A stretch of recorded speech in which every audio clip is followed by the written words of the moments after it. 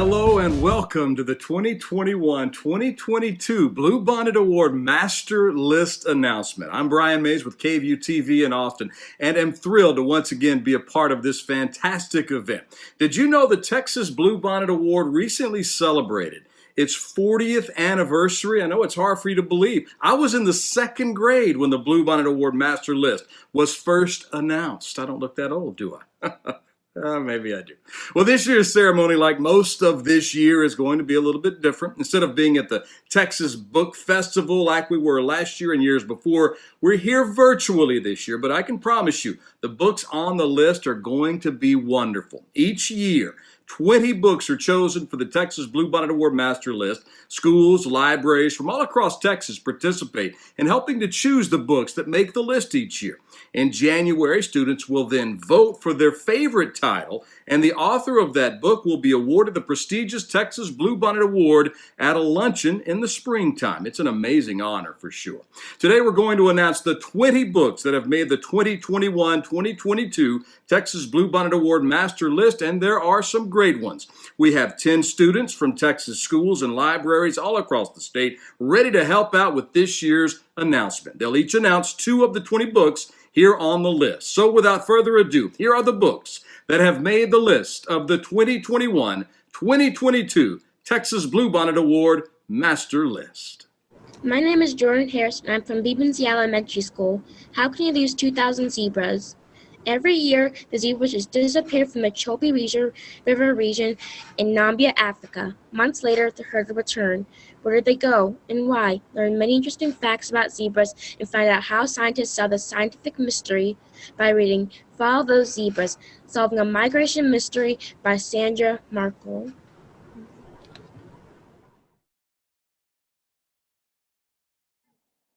Hi, I'm Jillian. I'm from Castroville Elementary School. Iggy is a kid who is constantly getting in trouble, but he's not a bad kid at heart. When the best idea ever turns into the worst idea of all time, he tries to make amends, but will it be enough? Find out by reading this new hilarious series featuring the most lovable troublemaker, The Best of Iggy by Annie Barrows.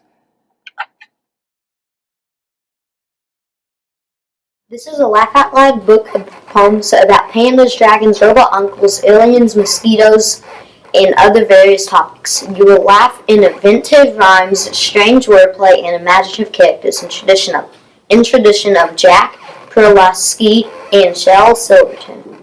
This book of poems and funny illustration will entertain readers again and again. A Hatful of Dragons and more than 13.8 billion other funny poems by Vikram Madan. Efren divided by Ernesto Cisneros. My name is Vanessa and I'm from McCullough Media School in Dallas, Texas. 12-year-old Efren's world is completely turned upside down when his mom is deported. Suddenly, he is his family's primary caregiver to his 5-year-old twin siblings, Max and Mia. As his dad works day and night to support the family and raise enough money to bring back his wife to the United States, Efren must juggle his schoolwork and best friend's campaign for his school while dealing with the fears of what may come next for his family. This debut novel, Efren Divided by Ernesto Cisneros, is a touching yet realistic of immigrant families struggling to reunite. My name is Jada Hemmings, and I am from Anderson Elementary School in Spring, Texas. Young Lexington was saved by an elephant as a toddler during a horrific storm and has an unusual connection to Naya ever since that night. Amazingly unharmed but left as an orphan, Lexington was raised in the zoo, surrounded by her foster father, Roger, her best friend, and most of all, the elephants she loves. Lexington's story in The Elephant's Girl by Celeste Remington is an intriguing mix of mystery, adventure, and fantasy involving a ghost, a talking wind, and a treasure that could be the key to finding out the truth about who she is. My name is Easton Pedrosa. I am from Loma Alta Middle School. 1 year after a random shooting changed their family forever, Nora and her father are exploring a slot canyon deep in the Arizona desert, hoping it will find them peace. But when they reach the bottom of the canyon, the unthinkable happens. A flash flood rips across their path, sweeping away Nora's father and all of their supplies. This leaves Nora all alone to brave the heat and the wildlife of the canyon. Will Nora find her father? Will she survive? Read this intense and action-packed novel, The Canyon's Edge, by Dusty Bowling.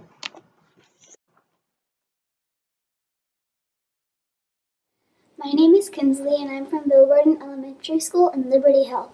This is the true and inspirational story of Mary Walker, the nation's oldest student.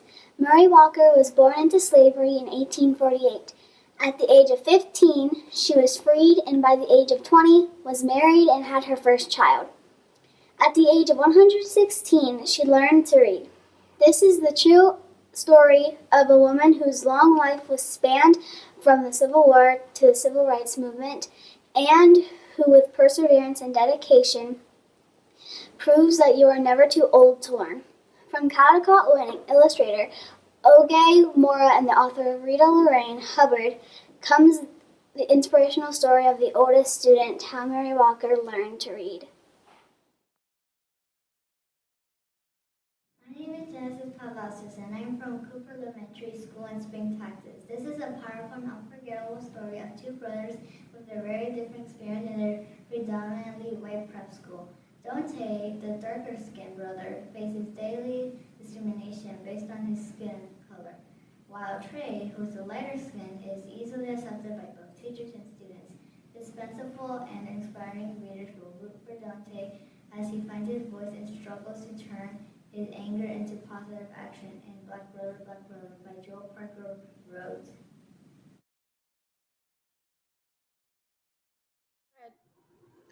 My name is Jocelyn Bryant, and I'm from Beavency Elementary School. Olive is enthusiastic to start sixth grade with new experiences, teachers, and a field trip to the big city. When Olive finds out that the school policy prevents some of students from going on the field trip, she decides to do something about it. She decides to run for student council. However, that means running against two of her best friends, Trent and Sayer. Can Olive make the change that she wants to still maintain her friendship in Trent and Sayer? Discover how one can make a difference in this graphic novel Act by Kayla Miller.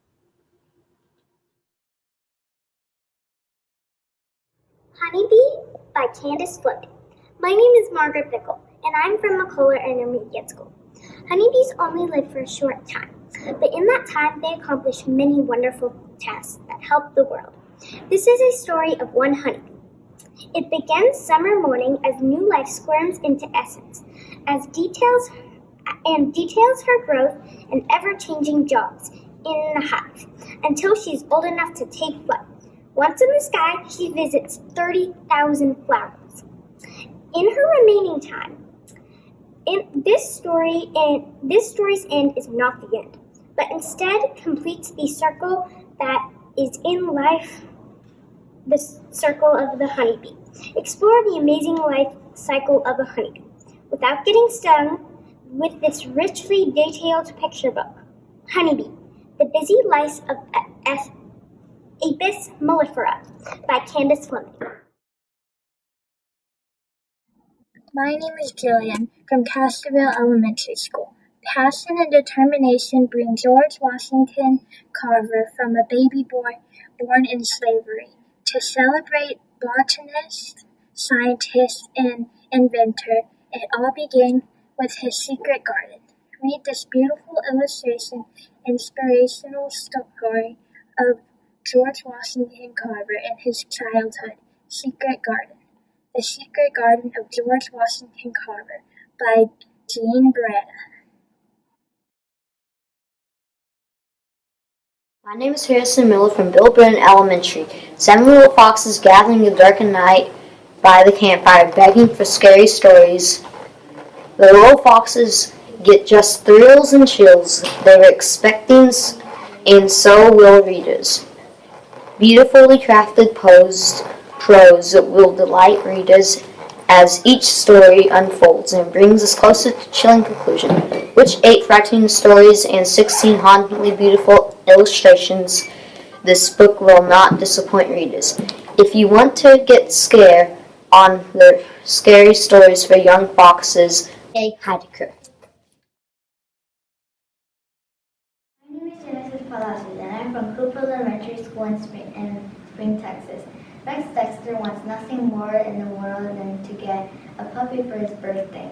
When parents surprise him with a box that has holes in it, he is delighted. That is until he opens it and discovers a chicken. Unfortunately, Rex's chicken only lives a little over an hour before a spring roller flattens it. Rex has been cursed by the Grim Reaper, and the sea zoo animals are haunting Rex, demanding answers. Now Rex, along with his good friend Darvish, must solve the mystery of the zoo animal killer. Read the hilarious story of the incredibly dead pets of Rex Dexter by Aaron Reynolds to figure out who done it. Words on Fire by Jennifer A. Nilsson. June 1893. Andrea Small, the fiercely independent country of Lithuania, has been occupied by Russian Cossacks who demand that all become Russian. When Cossacks raid her family farm, Andrea's parents send her away with a mysterious package and instructions for delivery. As Cossacks systematically wipe out the Lithuanian culture by banning their religion, books, and language, an underground network of book smugglers put their lives on the line to preserve their Lithuanian culture. Soon, Andrea is caught up in the growing resistance movement and will risk her life in order to reunite with her parents and help save the country she loves. My name is Shada Hemmings, and I am from Anderson Elementary School in Spring, Texas. Ryan Hart has a lot on her mind: school, self-image, and especially family. Her dad finally has a new job, but money's tight. But Ryan is a girl who knows how to make sunshine out of setbacks. Find out how she navigates life's ups and downs with grace, wit, and plenty of sunshine in this first book of this charming new series, Ways to Make Sunshine by Renee Watson. Lexi McGill is a 12-year-old teleport science wizard who finds herself stuck in a new school, no longer able to attend her beloved science academy due to her dad's recent job loss.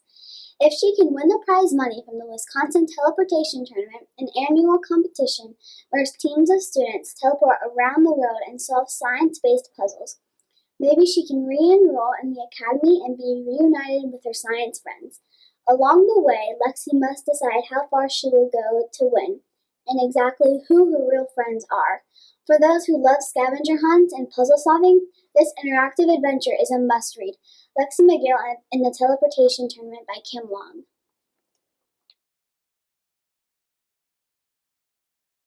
My name is Easton Pedroza. I am from Loma Alta Middle School.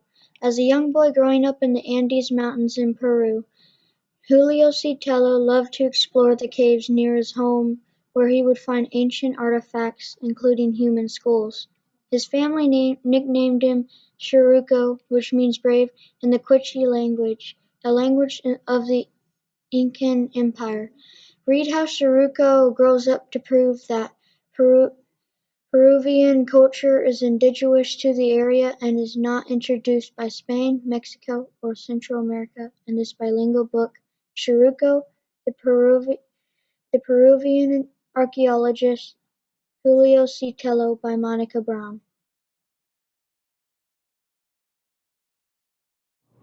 Someplace to Call Home by Sandra Dallas. My name is Margaret Bickle, and I'm from McCullough Intermediate School. It's 1933, and hardships around the Great Three Tonner kids during the Great Depression and Dust Bowl. All that they own is in the car, and they have spent long periods of time driving around in search of somewhere to work, just so they can eat.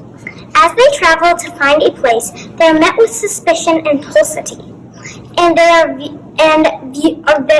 viewed as outsiders in their own country. Encounter a time story of young people searching for a home in a better way of life, in some place to call home, by Sandra Dallas. My name is Jordan Harris, and I'm from Beamancy Elementary School. Tristan's friend Eddie has died. All the seventh grader has left is Eddie's journal, full of his Nana's tales of Black American and African folklore. Then, one night, Gum Baby steals the journal, and Tristan finds himself tumbling from this world to the monster-filled mid-past. He and his new allies, John Henry and Brer Rabbit, must entice the God and Nancy to come out of hiding and seal the hole between the worlds so Tristan can get home. Find out what happens in Tristan Strong Punches a Hole in the Sky by Kwame Mabalia.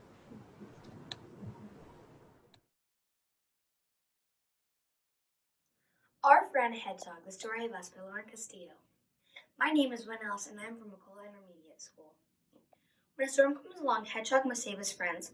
While searching for his friends, he encounters woodland creatures along the way, and they work as a team. Hedgehog discovers that having each other is the most important thing of all. This tale is about finding your friends and sticking with them thick and through. Considering a modern-day Winnie the Pooh, this new series will put heartstrings. Our Friend Hedgehog, the story of us by Lauren Castillo. What a wonderful job. Let's give those students a round of applause. Very, very well done. And those books look fantastic once again. That is our program for this year. Don't forget, in January now, you students will be voting for your favorite title. The winner will receive the Texas Bluebonnet Award. Thanks to all the wonderful students, their parents, and librarians, of course, who've made this event so fun. And these, even in these strange, unique times, gives us all a little something to look forward to. I hope you all enjoy reading these wonderful books, and don't forget to tell your friends because I know they'll love them too. Again, I'm Brian Mays with KVUE TV in Austin, and I hope you have a wonderful, wonderful day.